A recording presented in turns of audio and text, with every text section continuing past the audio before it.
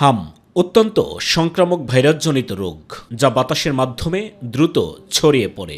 সবচেয়ে বেশি ঝুঁকিতে থাকে ছোট্ট শিশুরা।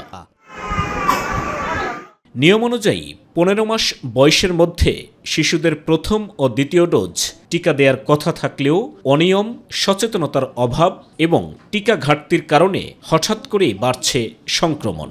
ওই কোভিডের সময় থেকে তো অনেকে গৃহবন্ধু ছিল, ঘরে ছিল, যার ফলে প্রত্যন্ত অঞ্চলে অনেকে ভ্যাকসিনটা দিতে আসে না। 2টা ডোজ তো, একটা 9 মাসে, একটা 15 মাসে, মানে বুস্টার হিসেবে কাজ করে সেকেন্ড ডোজটা।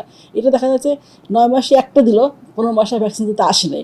আবার ক্যাম্পেইনটাও কম করা হয়েছে। আবার 24 সালে 25 সালের দিকে টিকা মজুদের সংখ্যা সব কিছু মিলে আসলে বাদ পড়া অনেকে ছিল। সেগুলো যখন জমে একটু সংখ্যা হয় 2 বছর বা 3 বছর পর, তখন একটা গণটিকা অভিযান চলে। 20 সালে সর্বশেষ হয়েছিল, আরেকটা গণটিকার সময় চলে এসেছিল এখন। আর এছাড়াও গত বছরে যে আমাদের বার্ষিক টিকা দেওয়ার কাজ, সেটা কিন্তু ক্ষতিগ্রস্ত হয়েছে। টিকার সংকটও ছিল। প্রতিদিনই বাড়ছে আক্রান্ত ও মৃত্যুর সংখ্যা। এতে নতুন করে উদ্বেগ তৈরি হয়েছে। হাম কি তবে মহামারীর দিকে যাচ্ছে? হাম তো এখন মহামারী চলছে। জরুরি ভিত্তিতে সরকার করছেন অবশ্য, যেমন হাসপাতালগুলোতে চিকিৎসা সুবিধার সম্প্রসারণ।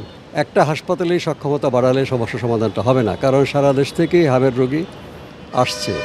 সেক্ষেত্রে এই সুবিধাটা বিকেন্দ্রীকৃত করতে হবে।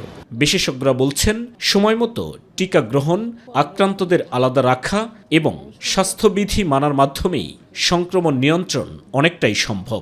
অবশ্যই আতঙ্কিত না হতেই বলবো, আতঙ্কিত হওয়ার কিছু নেই। যে কোনো রোগ আসতেই পারে, সেটা অবশ্যই সতর্ক ও সচেতন হতে হবে। এবং খুব দ্রুত কিন্তু ভ্যাকসিনটা কিন্তু সবাইকে দেওয়া হচ্ছে।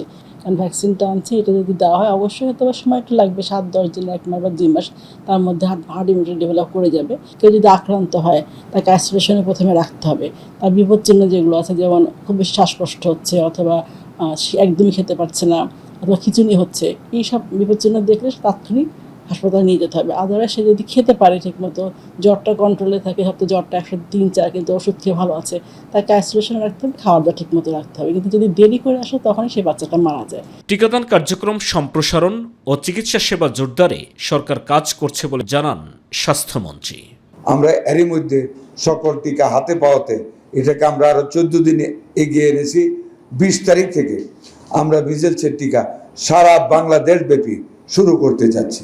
সরকারের প্রয়োজনীয় সকল পদক্ষেপ নিশ্চিত করার পাশাপাশি জনসচেতনতা শতভাগ সৃষ্টি হলে দ্রুত এই প্রাদুর্ভাব কমিয়ে আনা সম্ভব বলে মনে করছেন জনস্বাস্থ্য বিশ্লেষকরা।